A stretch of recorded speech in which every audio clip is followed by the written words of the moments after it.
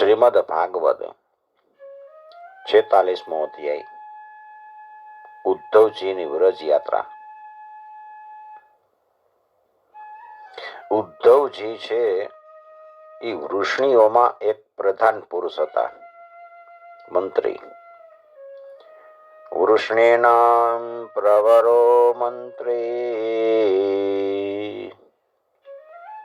કૃષ્ણસ્ય દયિતઃ સખા શિષ્યો બૃહસ્પતેઃ સાક્ષાદ ઉદ્ધવો બુદ્ધિસત્તમઃ. ઋષિઓના મંત્રી, બૃહસ્પતિના શિષ્ય અને બુદ્ધિમાન, શ્રેષ્ઠ બુદ્ધિમાન, અને વધારે એમ કહી શકાય કે એ ભગવાન શ્રી કૃષ્ણના પ્રિય સખા છે અને મંત્રી પણ છે.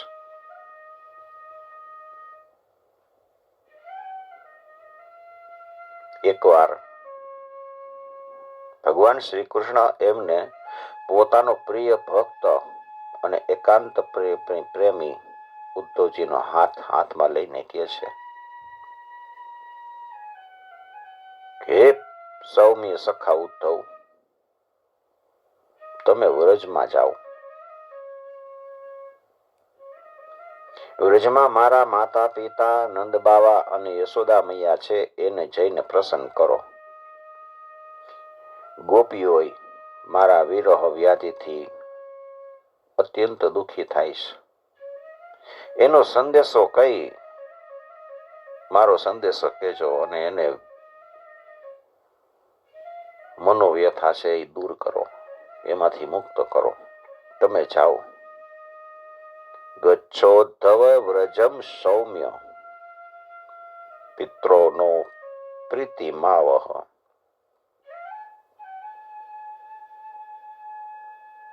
એની મનોવ્યથા છે એ દૂર કરો. તમે સમજાવી શકો એમ છો.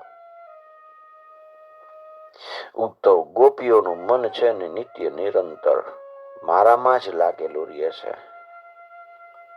એના પ્રાણ, એનું જીવન, એનું સર્વસ્વ જ બધું હું જ છું. અરે મારા માટે તો એને પોતાના પતિ, પુત્ર, બધા સગા સંબંધીઓને છોડી દીધા છે. એક હું જ એનો પ્રિયતમમાં અત્યંત પ્રિયતમ છું. ના, એ તો મારો આત્મા જ છે. એનો આત્મા હું જ છું. મારો સંકલ્પ છે કે તમે જ્યાં જાઓ, મેં એવું નક્કી કરીને રાખ્યું છે કે જે લોકો મારા માટે આ લોક અને પરલોકના ધર્મ છોડી દે, એનું યોગક્ષેમનું વહન હું કરું છું. ભરણ પોષણની જવાબદારી મારા ઉપર આવી જાય છે. હું એનું વહન કરું છું.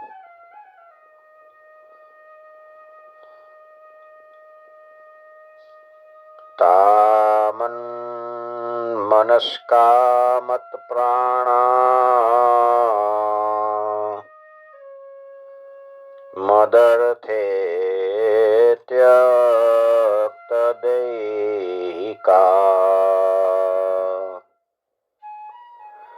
મામેવ દયિતં પ્રેષ્ટં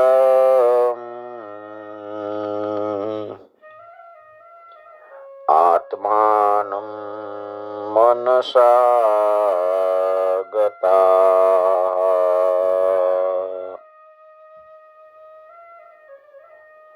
યે ત્યક્ત લોક ધર્માશ્ચ મદર્થે તાન બિભર્મ્યહમ.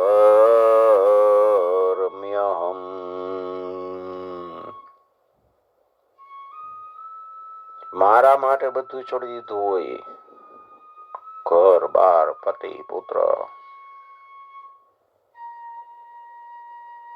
આ લોક અને પરલોકના જેટલા ધર્મ છે એ ધર્મ છોડી દીધા હોય,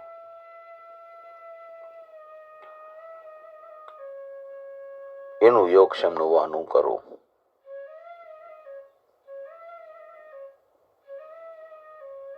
અને ગોપીઓને એમ લાગે છે કે હું અહીં આવ્યો છું, મને દૂર રહેલો માને છે.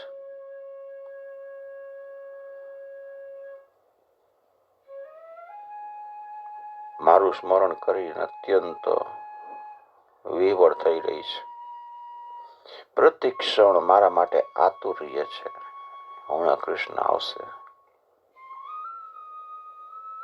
બહુ જ પ્રયત્નપૂર્વક પોતાના પ્રાણ ટકાવી રાખ્યા છે, કષ્ટ સાથે. કેટલું કષ્ટ પડતું હોય છે.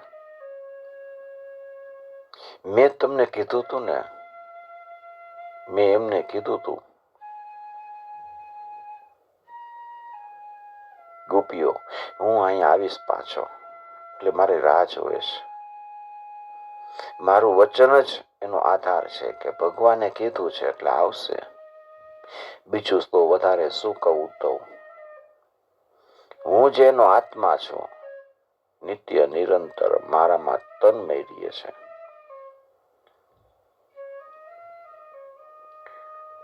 સુખદેવજી કથા કહે છે, જ્યારે કૃષ્ણએ આમ કીધું, ઉદ્ધવજી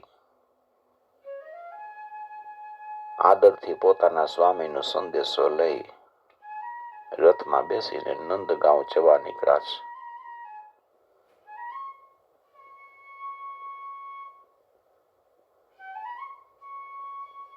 ઉદ્ધવજી સૂર્યાસ્તના સમયે નંદગાંવ પહોંચ્યા છે.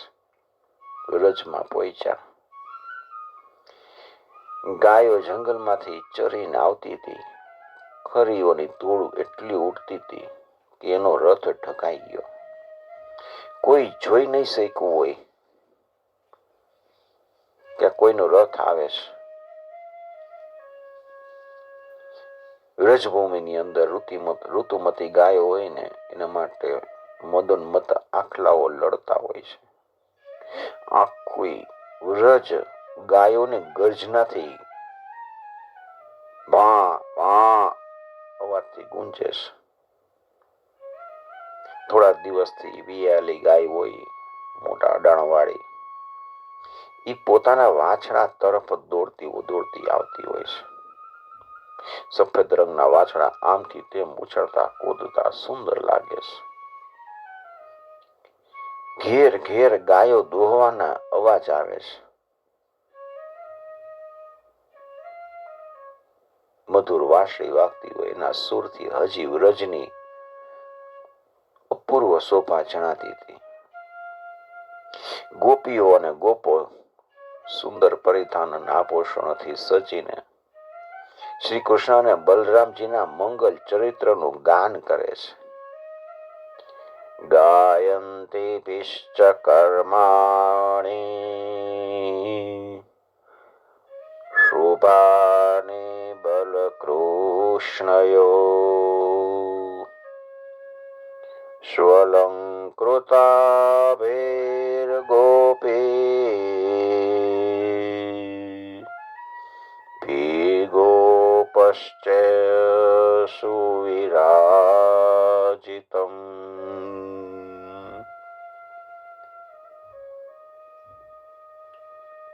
આવી રીતે વ્રજમાં રળિયામનું વાતાવરણ છે. ગોપોના ઘરમાં અગ્નિ, સૂર્ય, અતિથિ, ગાય, બ્રાહ્મણ, દેવતાઓ અને પિતૃઓની પૂજા કરેલી છે. ધૂપની સુગંધ ચારે બાજુ પ્રસરે છે. દીપક ઝગમગે છે. દરેક ઘરની અંદર પુષ્પોથી સુશોભિત શણગાર કરેલા છે. વ્રજનું દ્રશ્ય મનોહર લાગે છે. ચારે બાજુ વનરાજીથી ભરચક ફૂલોથી ભરેલી. પક્ષીઓ ટહુક ટહુક કરે છે, ભમરાઓ ગુંજરાવ કરે છે. ત્યાં જલ અને જમીન બે સ્થળો કમળોના વનથી શોભી રહ્યા છે. હંસ, બતક વગેરે પક્ષીઓ વનમાં વિહાર કરે છે. આટલું સુંદર વાતાવરણ. ઉદ્ધવજી પહોંચ્યા છે. વ્રજમાં આવ્યા.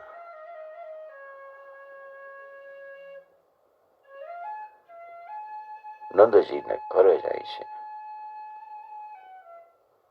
નંદ બાવાને મળ્યા છે. નંદ બાવા બહુ પ્રસન્ન થયા છે.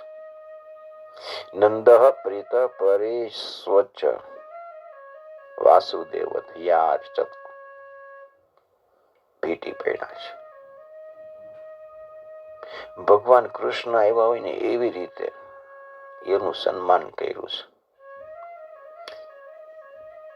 સમય થયો ત્યારે ઉત્તમ અન્નનું ભોજન કરાયું અને જ્યારે ઉદ્ધવજી આરામથી પલંગ ઉપર બેસી ગયા ત્યારે સેવકો આવીને ચરણ સેવા કરે છે. પંખો ઢોળીને એને એનો શ્રમ છે એ દૂર કર્યો. નંદ બાવા આવે છે, ઉદ્ધવજીને પૂછે છે, હે ઉદ્ધવજી, અમારા મિત્ર વસુદેવજી જેલમાંથી છૂટી ગયા. એના આત્મીય સ્વજન તથા પુત્ર એની સાથે છે. અત્યારે તો એ બધા કુશળ છે ને?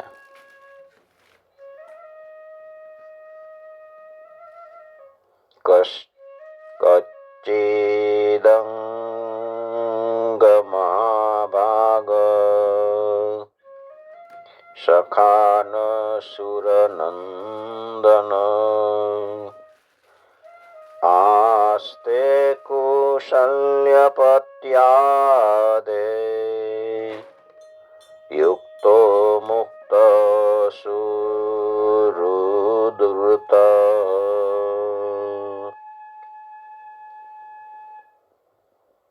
મોટામાં મોટી સૌભાગ્યની વાત તો એ કહેવાય કે પોતાના પાપના ફળ રૂપે પાપી કંસ છે એના અનુયાયી સાથે મરાઈ ગયો. કેમ કે એ સ્વભાવથી જ ધાર્મિક અને ઉત્તમ યાદવોનો દિવસ કરતો હતો. યાદવો હતા એ ધાર્મિક અને ઉત્તમ હતા, છતાં એનો સ્વભાવ એવો હતો કે એનો જ દ્વેષ કરે, એનું જ ખરાબ કરતો.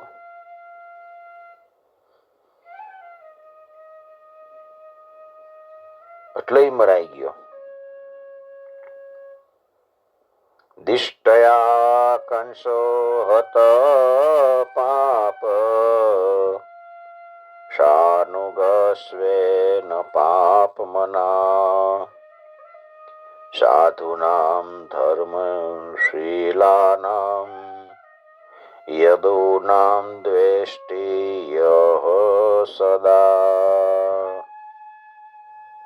સાધુજનોનું, ધર્મશીલ વ્યક્તિ હોય ને એનો કોઈ દ્વેષ ન કરવો, પાપ લાગે છે.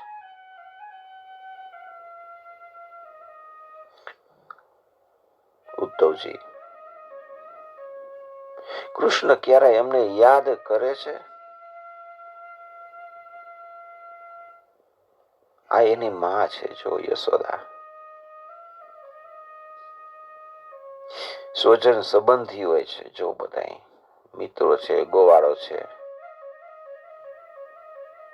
અને એમને જ પોતાના સ્વામી અને સર્વસ્વ માનવા વ્રજ છે. એની જ ગાયો અને વૃંદાવન અને ગિરિરાજ છે, આ બધું એનું છે.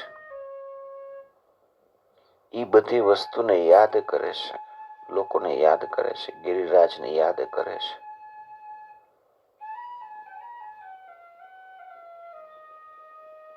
એ તો જણાવો.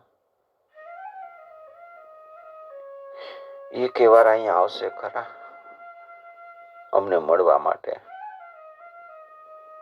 અપ્યાયાસ્યતિ ગોવિંદ સ્વજનાન સુકૃદેક્ષુત્તમ.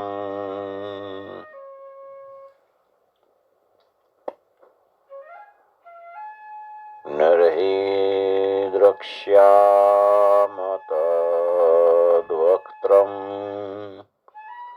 સુનસમ સુસ્મિતે ક્ષણમ. ગોવિંદ અહીં કોઈ દી આવશે ખરા?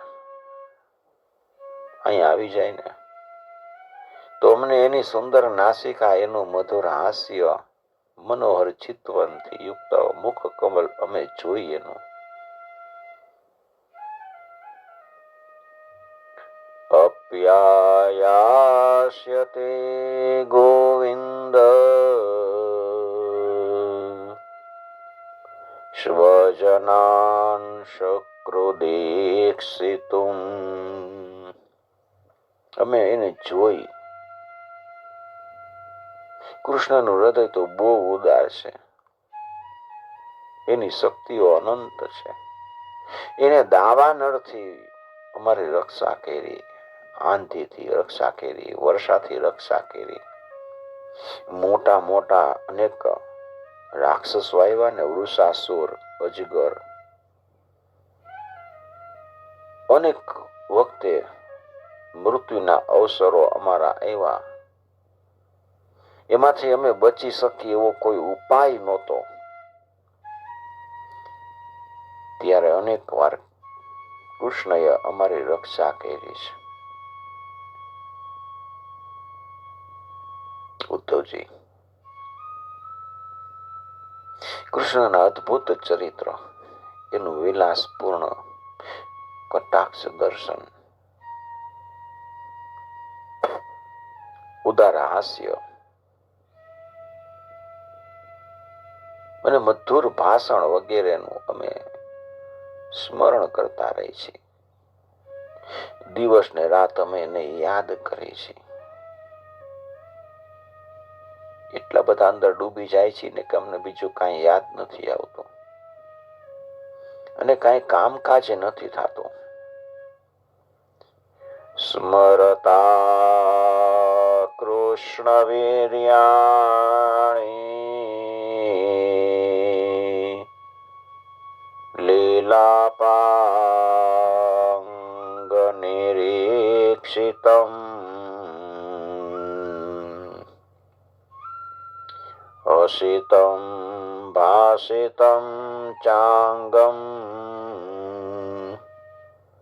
સર્વાન શિથિલા ક્રિયા.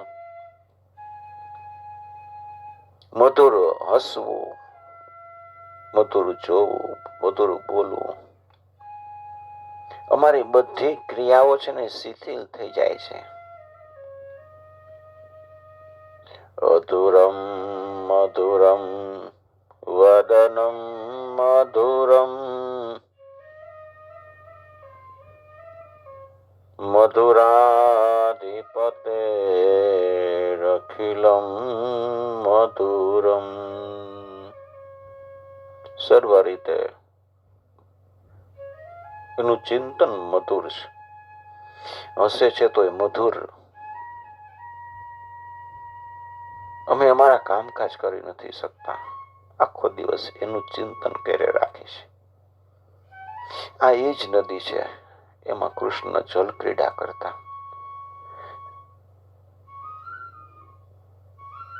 આ એ જ ગિરિરાજ છે, એને પોતાના હાથ ઉપર ધારણ કર્યો હતો. જો આ એ જ વન પ્રદેશ છે જ્યાં કૃષ્ણ ગાયો ચાવતા હતા, વાંસળી વગાડતા. અને આ એ જ સ્થાન છે જ્યાં તે પોતાના મિત્રો સાથે અનેક પ્રકારની ક્રીડા કરતા હતા. અને એ પણ જોઈ છે કે એના ચરણ ચિહ્ન હજી ભૂષાણ નથી. એના ચરણની જે છાપ છે ને એ હજી અહીંયા એમનેમ છે.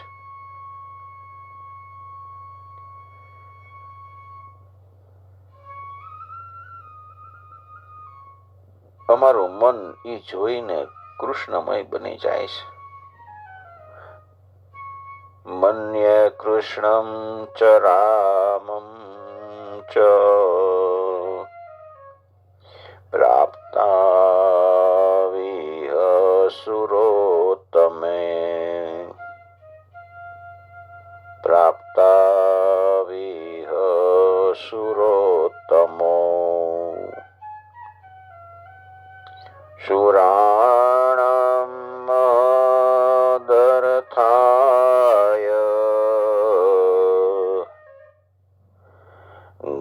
ગર્ગસ્ય વચનમ યથા.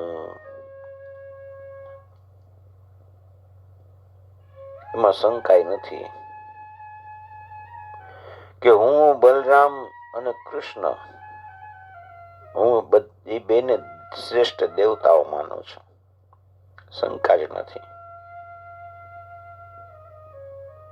અને એમ માનું છું કે એ દેવતાઓનું કોઈ મોટું કાર્ય કરવા માટે અહીંયા આવ્યા છે. બરાબર છે. મને ગર્ગાચાર્યજીએ કીધું હતું, શુરાણામ મદર થાય, દેવતાઓનું કાર્ય કરવા માટે, એવું ગર્ગસ્ય વચનમ યથા. બરાબર છે. એને કેવા કાર્ય કર્યા? સિંહ જેમ પરિશ્રમીના પશુને મારી નાખે ને એ રીતે રમતા રમતા 10,000 હાથીઓનું બળ ધરાવતા કંસ, એના બે અજય પહેલવાન, ચાણું મુષ્ટિક, કોલિયા પીડા હાથી, એને મારી નાખ્યા. અરે 3 તાળ જેટલા લાંબા તાળનું ઝાડ હોય ને એવા 3 તાળ ભેગા થઈને એવા લાંબા મજબૂત ધનુષ્યને એવી રીતે તોડી નાખ્યું કે જેમ કોઈ હાથી હોય એ લાકડાને તોડી નાખે.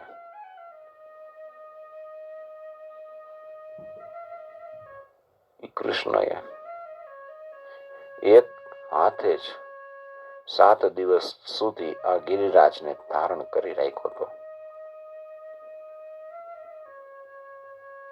અમારા બધાની સામે એને પ્રલંબ, ધેનુક, અરિષ્ટ, તૃણાવર્ત અને બક વગેરે મોટા મોટા દૈત્યોને મારી નાખ્યા. જેણે દેવતાઓ અને અસુરો ઉપર વિજય પ્રાપ્ત કર્યો હતો.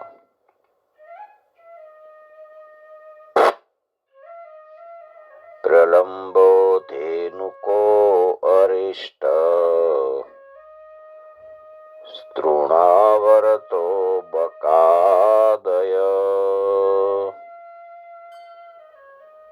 દૈત્યાસુરાસુરચિતો હતાયેને હલીલયા.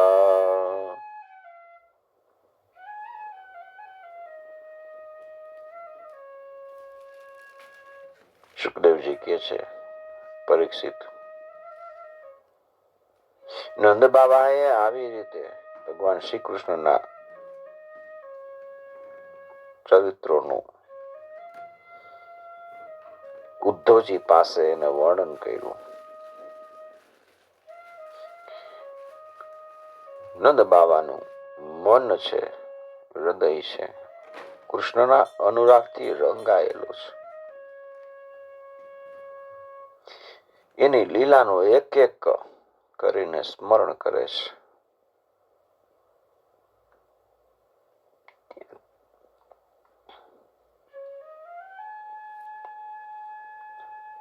હૃદયમાં પ્રેમની ભરતી આવી ગઈ છે. વિવળ થઈ ગયા. જટ મળવાની બહુ આતુરતા છે. ગળું રૂંધાઈ ગયું, બોલી શકતા નથી, મૌન થઈ ગયા છે. અત્યુત્કંઠો ભવતૃષ્ણિમ પ્રેમ પ્રસર વિવલ. નંદ બાબા મૌન થઈ ગયા. યશોદા માતાજી ત્યાં આવીને બેઠા છે. નંદ બાબાની બધી વાતો સાંભળે છે. શ્રી કૃષ્ણની એક એક લીલા સાંભળીને યશોદાજીના નેત્રમાંથી અશ્રુની ધારા વહે છે.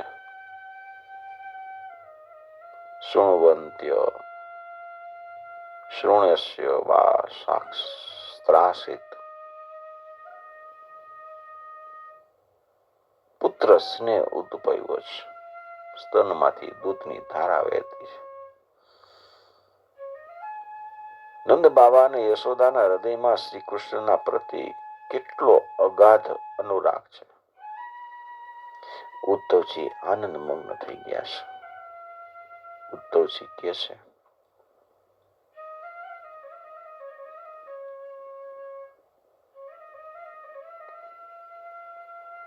હે પ્રિય નંદરાય, એમાં કોઈ શંકા જ નથી. તમે બે સમસ્ત દેહધાર્યમાં અતિ ભાગ્યશાળી છો. વખાણમાં યોગ્ય છો. કેમ કે ચરાચર જગત આખું એને ઉત્પન્ન કરનાર અને એને જ્ઞાન આપવાવાળા નારાયણ છે. એના પ્રત્યે તમારા હૃદયમાં આવો વાત્સલ્ય ભર્યો સ્નેહ, પુત્ર ભાવ છે. બલરામ અને શ્રી કૃષ્ણ પુરાણ પુરુષ છે. સમસ્ત સંસારના ઉપાદાન અને નિમિત્ત કારણે એ જ છે. ભગવાન શ્રી કૃષ્ણ પુરુષ અને બલરામ પ્રધાન પ્રકૃતિ છે. આ બે બધાયના શરીરમાં પ્રવિષ્ટ થઈને એને જીવનદાન આપે છે. બધાયનો પ્રાણ છે. અને એમનામાં શરીરો કરતા અત્યંત વિલક્ષણ જ્ઞાન સ્વરૂપ જે જીવ છે ને એનું નિયમન કરે છે. ખાલી મરતી વખતે જો જીવ છે ને એ મનને એમાં પોરવી દે, શુદ્ધ મનને એક ક્ષણ માટે કૃષ્ણમાં પોરવી દે ને તો એ જીવની સમસ્ત કર્મ વાસનાઓ છે એને બાળી નાખે છે. અને તરત જ એ સૂર્ય જેવો તેજસ્વી થઈ જાય છે અને બ્રહ્મ સ્વરૂપ બની જાય છે. પરમ ગતિને પ્રાપ્ત થઈ જાય છે. યસ્મિન જન પ્રાણ વિયોગ કાલે, પ્રાણ વિયોગ કાલે, પ્રાણ જાતો હોય ત્યારે ક્ષણમ સમાવેશ્ય મનો વિશુદ્ધમ, મનો વિશુદ્ધમ, શુદ્ધ મનથી એક ક્ષણ માટે મનને કૃષ્ણમાં પુરવી દે. નિહર્ત્ય કર્માશયમાસુ યાતિ,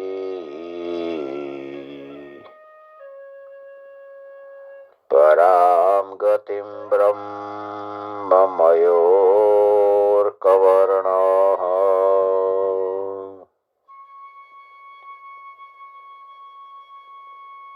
એ ભગવાન જે બધાયના આત્મા અને પરમ કારણ છે,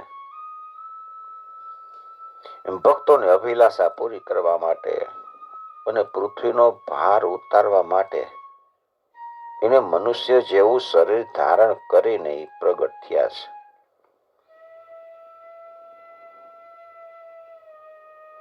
એના પ્રત્યે તમારા બેનો આવો સુદઢ વાત્સલ્ય ભાવ છે ને પછી એ મહાત્માઓ તમારા બે માટે હવે એવું કયું શુભ કર્મ કરવાનું બાકી રહી જાય છે?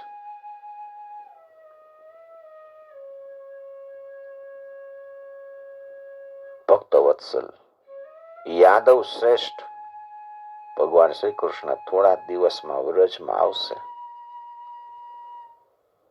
આવશે. અને તમને બેયને અર્થાત પોતાના માતા પિતાના આનંદિત કરશે.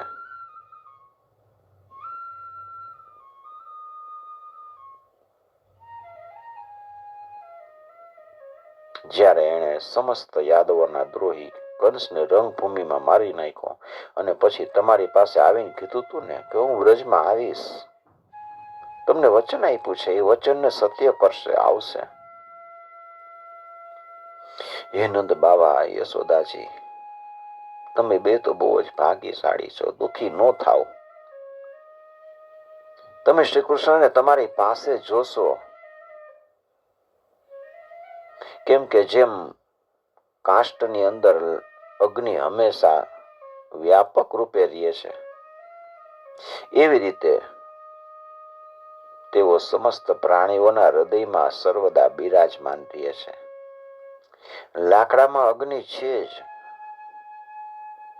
આપણને દેખાતો નથી. બાબા કૃષ્ણને કોઈ પ્રિય નથી, કોઈ અપ્રિય નથી, અને પોતે અમાની છે. એની કોઈ માનની અપેક્ષા નથી હોતી. એને બધા પ્રત્યે સમાન ભાવ વાળા છે. કોઈ એને માટે, એના મન માટે કોઈ ઉત્તમ નથી, કોઈ અધમ નથી. એટલું જ નહીં, વિષમતાનો ભાવ રાખનારા માટે પણ એ વિષમ નથી. વિષમતા કોકને હોય કે આ ઉત્તમ છે, આ ઉત્તમ નથી, એના માટે એને કોઈ એવો વિષમ ભાવ નથી હોતો. એને નથી તો કોઈ માતા, નથી કોઈ પિતા, નથી પત્ની, નથી પુત્ર. ન માતા ન પિતા તસ્ય ન ભાર્યા ન સુતાદય નાત્મીયો ન પરશ્ચાપી ન દેહો જન્મ એવ ચ.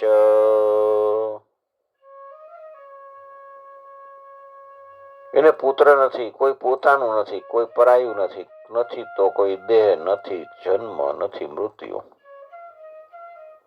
આ લોકની અંદર એને કોઈ કર્મ નથી, છતાંય એ સાધુઓની રક્ષા માટે, લીલા કરવા માટે અને દેવો ઉપર સાત્વિક, મત્સ્યાદી, તામસ અને મનુષ્ય આવી મિશ્ર યોનિઓમાં એ શરીર ધારણ કરે છે.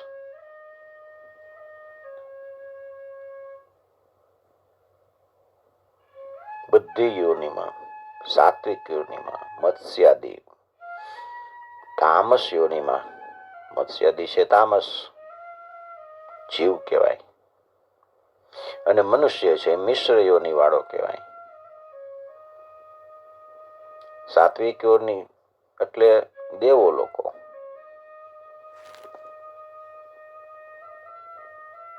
ભગવાન તો અજન્મા છે. એની અંદર પ્રાકૃત, સત્વ, રજ અને તમ વગેરે એક પણ ગુણ નથી.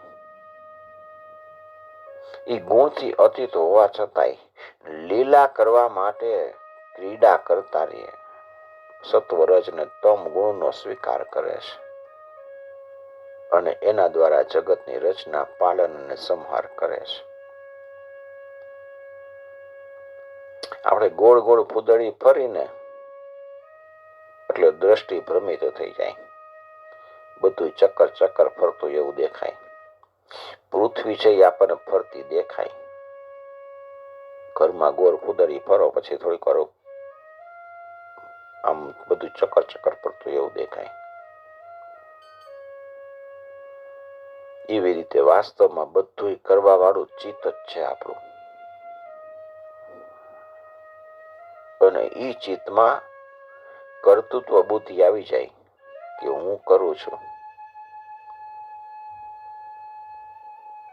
કર્તૃત્વ બુદ્ધિ થઈ જાય એટલે ભ્રમવશ આત્મા છે ને એ પોતે કરે છે એમ સમજવા લાગે છે. હું જ કરું છું, આત્મા એમ માને છે. બાકી આત્મા તો કઈ કરતો નથી. યથા ભ્રમરેકા દૃષ્ટયા ભ્રામ્યતેવ મહીયતે ચિત્તે કર્તરે તત્રાત્મા કર્તેવાહમ ધિયા સ્મૃતઃ.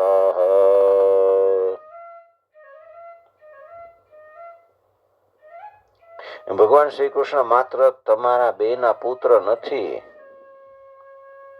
સમસ્ત પ્રાણીઓના આત્મા, પુત્ર, માતા, પિતા અને સ્વામી છે.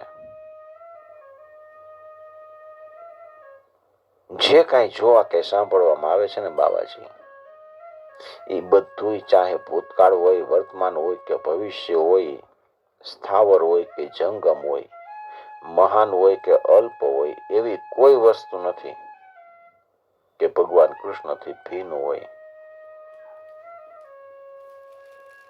જોવામાં અને સાંભળવામાં આવે છે એ બધી વસ્તુ ભગવાનથી ભિન્ન નથી.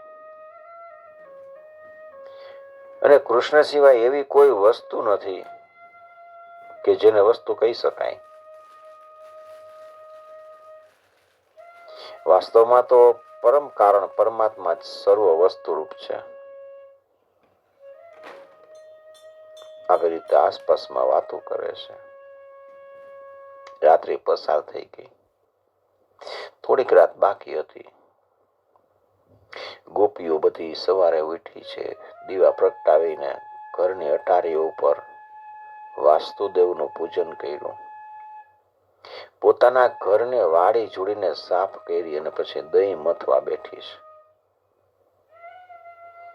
એ વખતે નેત્રાને ખેંચતા એના હાથમાં પહેરેલા કંકળો, નિતંબો, વક્ષસ્થળ અને ગળામાં જે હાર પહેરેલા હોય ને એ ડોલવા લાગ્યા છે.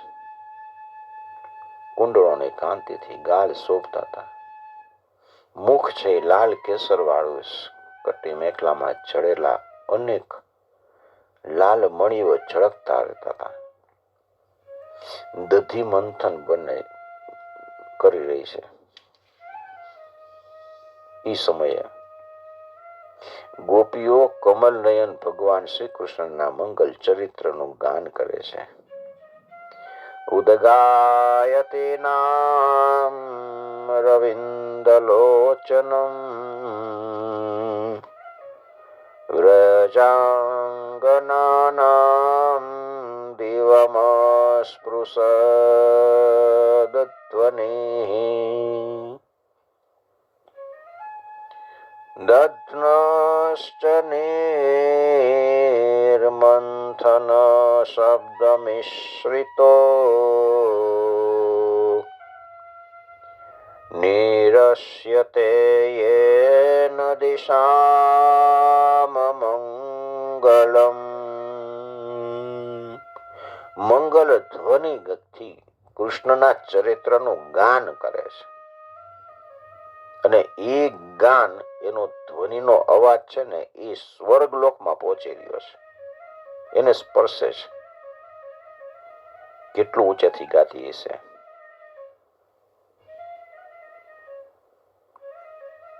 આ બેયનો મિશ્રિત મંગલ ધ્વનિ એ દિશાઓના અમંગળને દૂર કરી દે છે.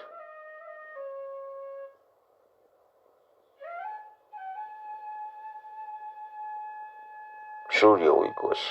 ભુવન ભાસ્કરનો ઉદય થયો.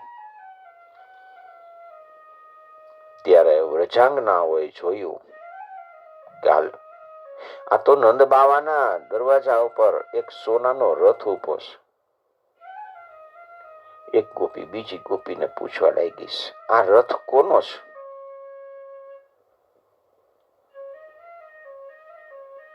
દ્રષ્ટવા રથમ સાત કૌંભમ. આ રથ કોણ લઈને આવ્યું છે? કોક ગોપી કે છે કે કંસનો મનસુબો સિદ્ધ કરનારો અક્રૂર તો નહીં આવ્યો હોય ને. કંસનો મનસુબો, કંસની ઈચ્છા હતી પૂરી કરવા માટે અક્રૂર આવ્યો તો એ પાછો અક્રૂર નહીં આવ્યો હોય ને. એ આપણા શ્યામ સુંદરને અહીંથી લઈ ગયો છે મથુરા.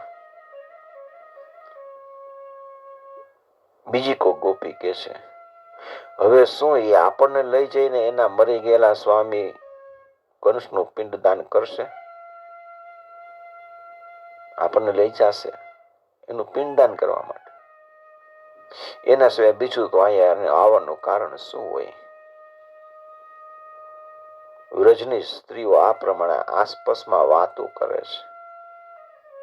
એ સમયે જે નિત્ય કર્મથી પ્રવૃત્ત હતા એમાંથી નિવૃત્તિ મેળવી નિત્ય કર્મ પૂરા કરી ઉદ્ધવજી આવી ગયા છે. किं साधयिष्यत्स्माभिर्भर्तु प्रेतस्य निष्कृतिम् इति स्त्रीणां वदन्तीनाम् उद्धवो गातकृतानिक। इति श्रीमद्भागवते महापुराणे पारमहंस्यां संहितायां दशमस्कन्धे पूर्वार्धे नन्दशोकापनयनं नाम पञ्चत्वारिंशोऽध्याय। श्रीकृष्णार्पणं समर्पयामि। ॐ नमो